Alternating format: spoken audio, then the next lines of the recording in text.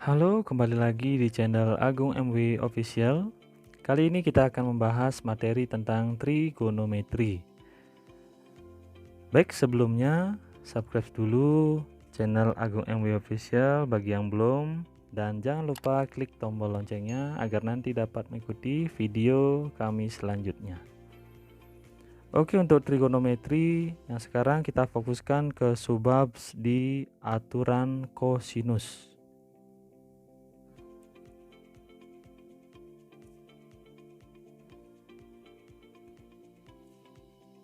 Nah, setelah kalian adik-adik semuanya memahami tentang aturan sinus, di sini juga ada di trigonometri yang namanya aturan kosinus.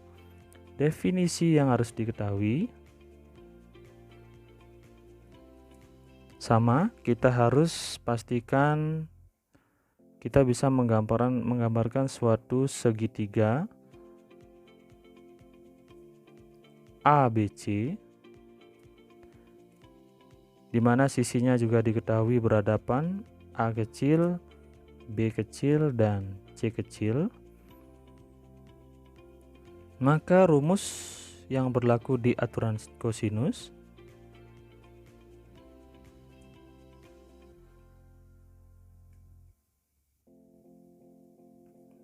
di sini ada 3 rumus yang harus diketahui.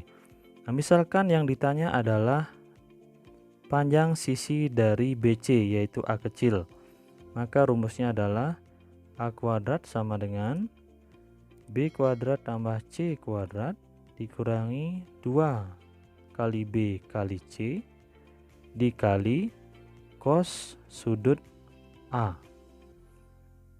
Jika B yang ditanya, maka B kuadrat sama dengan A kuadrat ditambah C kuadrat dikurangi 2 kali A kali C dikali cos sudut B. Begitu juga jika sisi C yang ditanya, maka rumusnya A kuadrat ditambah B kuadrat dikurangi 2 kali A kali B kali cos sudut dari B. Nah, ini 3 rumus yang harus, ini sudut C ya, yang harus diketahui. Ya, pastikan ada 3 rumus dari A, B, C. Yang memastikan anak-anak bisa mengingat adalah jika sisi A maka cos A, sisi B cos B, sisi C di sini adalah cos C. Untuk lebih jelasnya kita terapkan di suatu soal. Misalkan yang diketahui adalah segitiga PQR,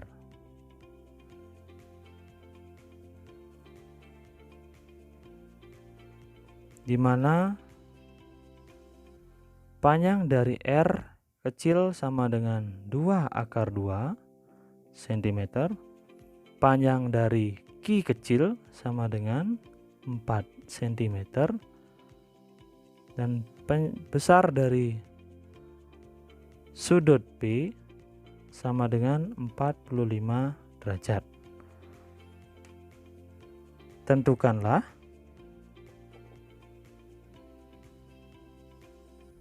Tentukanlah panjang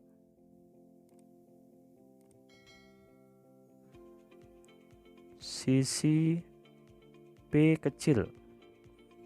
Berapakah panjang sisi P kecil?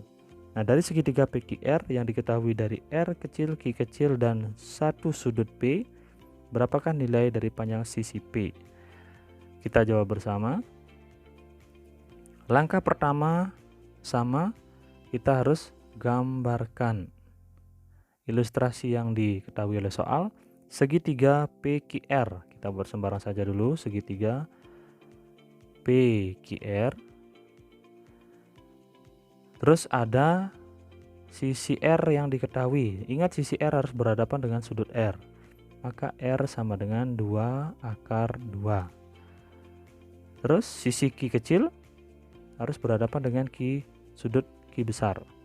Dan di sini berarti Q sama dengan 4 cm. Sudut P itu adalah 45 derajat.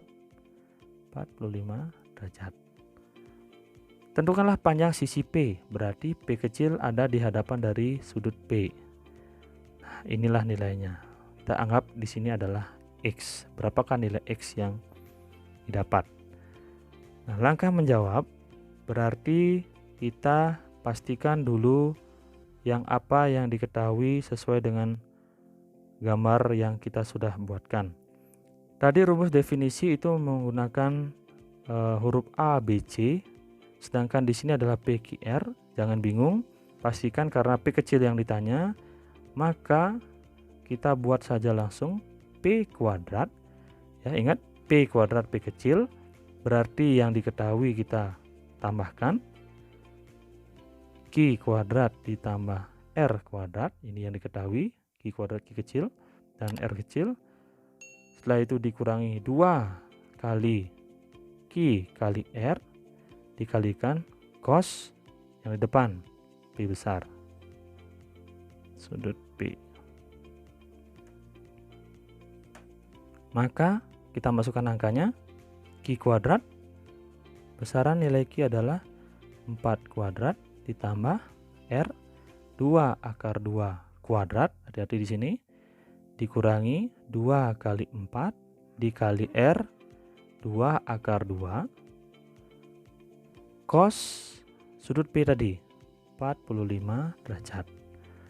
Maka perubahannya adalah 4 kuadrat, 4 kali 4 16, 2 akar 2 kuadrat, 2 kali akar 2 kuadrat ini artinya adalah 2 pangkat 2 dikalikan akar 2 pangkat 2. Maka 2 kali 2 4, akar 2 dikalikan akar 2 adalah 2. Maka 2 kali 4 adalah 8. Ingat perkalian di bentuk akar, jangan sampai salah. Dikurangi 2 kali 4 8. 8 dikali 2 akar 2, 16 akar 2 dikali dengan, ingat cos 45 perubahannya adalah setengah akar 2 sama dengan 16 tambah 8 24 dikurangi. Nah, di sini sebelum kalian mengurangi, pastikan di sini kita menyederhanakan dulu.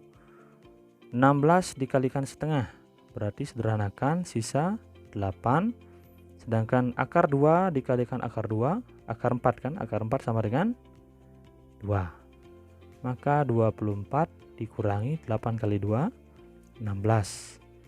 24 dikurangi 16 nilainya adalah 8. Maka P kuadrat sama dengan 8. Berarti P ini sama dengan kuadrat menjadi akar. Iya, akar 8. Akar 8 kita sederhanakan lagi, berarti akar 4 dikali 2. Ini sama dengan akar 4 dikali akar 2. Berarti sederhana nilai P sama dengan akar 4 2, akar 2 dibiarkan 2 cm. Ya, nilai P adalah 2 akar 2. Ya, itulah tadi pembahasan tentang aturan kosinus dan contoh soalnya. Semoga bisa bermanfaat dalam menjawab soal-soal yang anak-anak akan bahas, dan pastikan bisa memahami dan menghafalkan rumus-rumus yang sudah dijabarkan di aturan kosinus. Terima kasih.